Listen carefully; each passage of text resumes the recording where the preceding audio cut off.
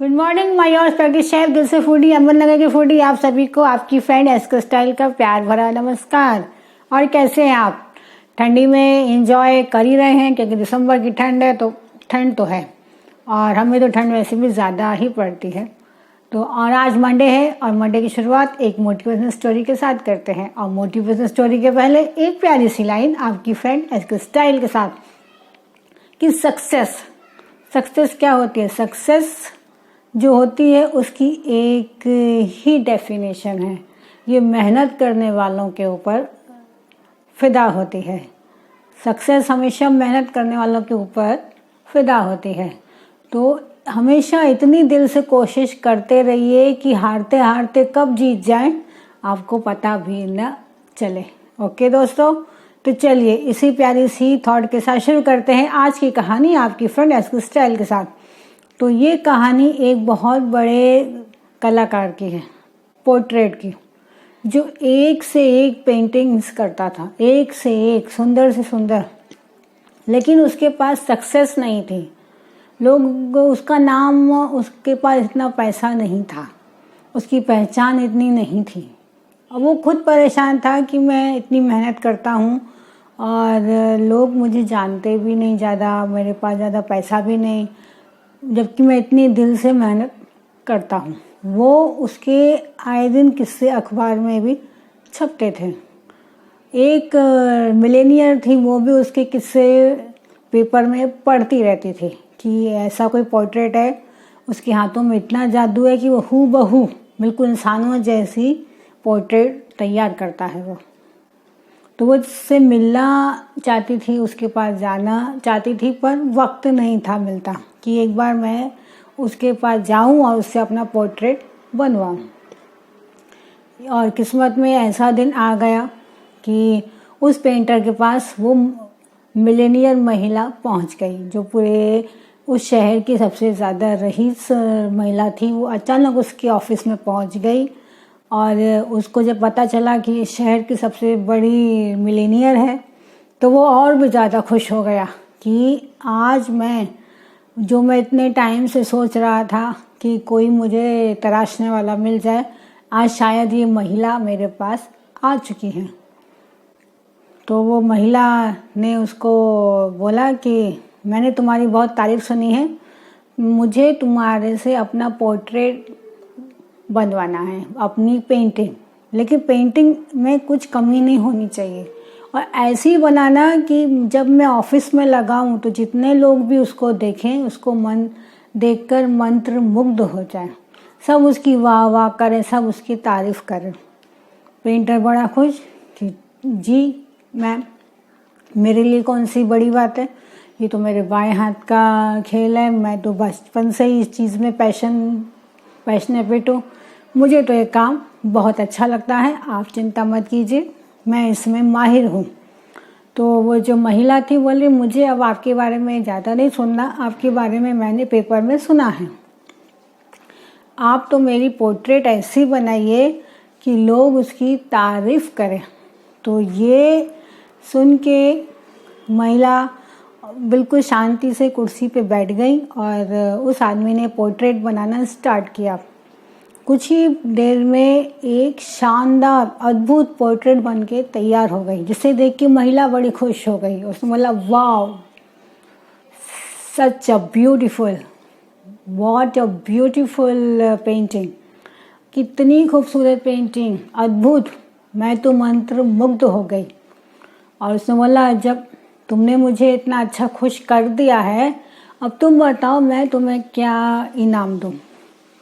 जब वो ये सुनता है तो अब जो असली कहानी है वो यहाँ से शुरू होती है। वो सोचता है कि इतनी बड़ी मिलेनियर है, मुझसे मेरे काम से खुश हो ही गई, अब मैं इसे क्या मांगूं। मन में सोचने लगा, इससे मैं $100 मांगता हूँ। उसने बोला नहीं, फिर उसके दूसरे मन ने सोचा नहीं $200 मांगता हूँ। फिर सोचता है नहीं $500 मांगता हूँ। फिर सोचता है नहीं यार $1000 मांगता हूँ। फिर मन में सोचता है खुद ही बैठ के कि अगर मैं $1000 मांगूंगा, इसको ये न लगे क्या है, इसने कुछ भी मांग लिया, इसने इतनी बड़ी मिलेनियर देखी और अपना मुंह फाड़ बैठा। फिर इसका मन बोलता है कि अच्छा इसी के ऊपर छोड़ देता हूँ कि तुमको जो देना है वो तुम दे दो। फिर उसका मन सोचता है अगर मैंने ये इसको बोल दिया कि कुछ भी दे दो और ये $50-100 दे के चली गई, फिर बड़ी मुश्किल से 1000 बार सोचने के बाद उसने बहुत कोशिश करके देखा। कोशिशों के बाद उस महिला को बोल दिया कि मैम आपको जो अच्छा लगे आप अपनी खुशी से मुझको दे कर जाइए, और मैं आपकी खुशी के हिसाब से मैंने काम किया, अब आपको जो अच्छा लगे। वो महिला इतनी इम्प्रेस थी हुई कि उसने अपना उठा के पर्स उसके हाथ में दे दिया कि तुमने आज मुझे खुश किया, ये पेंटिंग बहुत ही खूबसूरत है, मैं अपने ऑफिस में लगाऊंगी, इसको जो देखेगा वो इसकी तारीफ करने वाला है, तो ये लो तुम मेरा पर्स रखो। फिर वो आदमी सोचने लगा मैं मैडम जी के पर्स का क्या करने वाला, ये मेरे कौन से काम का। फिर वो मन में सोचने लगा इससे अच्छा तो मैं $1000 मांग लेता, ये फालतू का पर्स में क्या करने वाला हूँ, ये पर्स तो मेरे किसी काम का है नहीं। फिर अपने मन में लगा इससे अच्छा तो मैं पहले ही सोच रहा था $1000 मांग लूँ, फालतू के क्या मैं लफड़े में पड़ गया। उसने बड़ी विनम्रता से बोला मैडम जी मैं आपके पर्स का क्या करने वाला हूँ, आपका पर्स मेरे काम का नहीं है, आप एक काम कीजिए आप मुझे $1000 दे दीजिए, यही मेरी फीस है। तो वो महिला जो थी वो मुस्कुराई और उसने उस पेंटर के सामने अपना पर्स खोला और उसमें $1000 नहीं $1,00,000 थे। वो महिला इतनी खुश थी कि उसको $1,00,000 से भरा हुआ पर्स अपना देना चाहती थी। रातों रात वो आदमी लखपति करोड़पति बन सकता था, लेकिन उसकी छोटी सी इच्छा ने, छोटी सी उसकी बेवकूफ़ी ने, छोटी सी लालच ने उसको पूरा का पूरा सब बेकार उसका कर दिया। तो ये जो कहानी है ये कहानी पेंटर उस मिलेनियर की नहीं है, ये कहानी हमारी और ईश्वर की है। हम भी रोज यही काम करते हैं, रोज ऊपर वाले को बोलते रहते हैं तू मेरा ये काम कर दे, तू मेरा वो काम कर दे, तू मुझे ये दे दे। हो सकता है कि आप जो ऊपर वाले से मांग रहे हो सकता है कि वो आपके लिए है ही नहीं, ऊपर वाले ने आपको कुछ बड़ा देने के लिए रखा है और आप ये छोटा मांग के आप उसका दिमाग खराब कर रहे हो और वो बदले में कुछ भी उठा के देता है। ये जीवन क्या है? ये जीवन भी उस गॉड का दिया हुआ एक हमारा पर्स है, वो बटुआ है जिंदगी जिसको हम कहते हैं। तो इस बटुए को अच्छे से इस्तेमाल कीजिए, हमेशा उससे मांगना छोड़िए, उससे शिकायतें करना भी छोड़िए। अगर आपको कुछ मांगना ही है तो उससे उसका साथ मांग लीजिए, उसका हाथ मांग लीजिए कि वो आपके सर पे हमेशा बना रहे, कि आपका ये जीवन का जो बटुआ है, कहते हैं ना कि ये जीवन, इंसानों वाला जीवन बहुत मुश्किल से मिलता है, बहुत मुश्किलों के बाद मिलता है, करोड़ योनियों के बाद मिलता है, 83 लाख योनियों के बाद ये जीवन हमको, इंसानों वाला जीवन हमको मिलता है। तो ये जीवन जब मिलता है आपको, तो आपको उससे दिन भर मांगने के लिए थोड़ी ना मिलता है कि आप उससे बस मांगते रहो दिन भर, बस उससे मांगते ही रहो।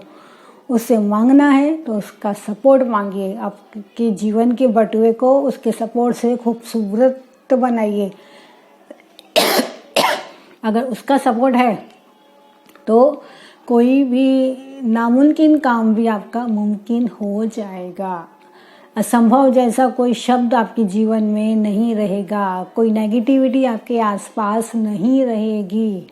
अपने जीवन को खूबसूरत बनाइए। और कुछ तो ऐसे होते हैं बेमिसाल इंसान कि वो ऐसा बोलते रहते हैं, तुम मेरी ये मन्नत पूरी कर दो, तुम मेरा ये काम कर दो तो मैं तुम्हें ये दूंगा। तो साहब, क्या आप और हम इतने काबिल हैं, इतने कैपेबल हैं कि हम उसको कुछ देने चले? हम में से किसी को उसको देने की कुछ पावर नहीं है।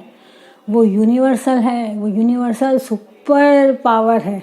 हम नादान हैं, हम उसके सामने क्या हैं, एक कण भी नहीं है उसके सामने हम। तो हमारी क्या हस्ती कि हम उसको कुछ दें। तो हमेशा अगर जब मांगने का मौका भी आए उससे, तो सिर्फ उससे उसको मांग लीजिए, उसका आशीर्वाद मांग लीजिए, उसका साथ मांग लीजिए कि आपके द्वारा दिया हुआ ये जीवन रूपी बटुआ है उसमें मुझसे कुछ गलतियां ना हो सके। मुझे मार्गदर्शन कीजिए कि मेरा जीवन इजीली निकल जाए। आपने मुझे जिस उद्देश्य से भेजा है वो उद्देश्य मेरे आने का पूरा हो जाए, कि जब मैं आपसे आके मिलूं तो सर उठा के मिलूं कि ज़्यादा कुछ नहीं भगवान, आपने जितना दिया था उतना इंसानों वाला काम मैं करके आया हूँ।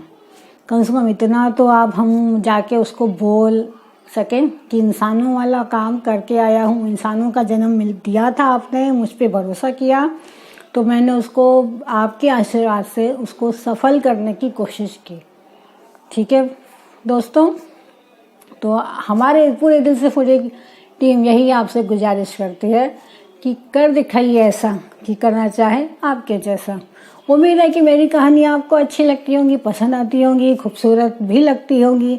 मुझे बताइएगा ज़रूर कि आपको, आप पर, आपकी लाइफ पर मेरी कहानियों का कितना असर पड़ता है, आपको कितना प्रॉफिट हुआ है, लॉस भी हुआ है तो वो भी बता दीजिए। मेरी कहानियों से आपका मन शांत होता है कि अशांत होता है, ये भी बताइए। ओके दोस्तों, तो उम्मीद है कि आपको ये कहानी पसंद आई होगी।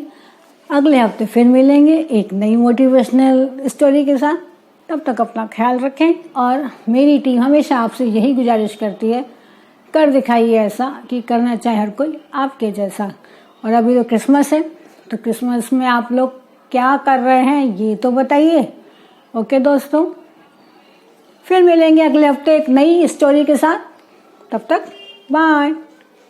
आइस्क स्टाइल।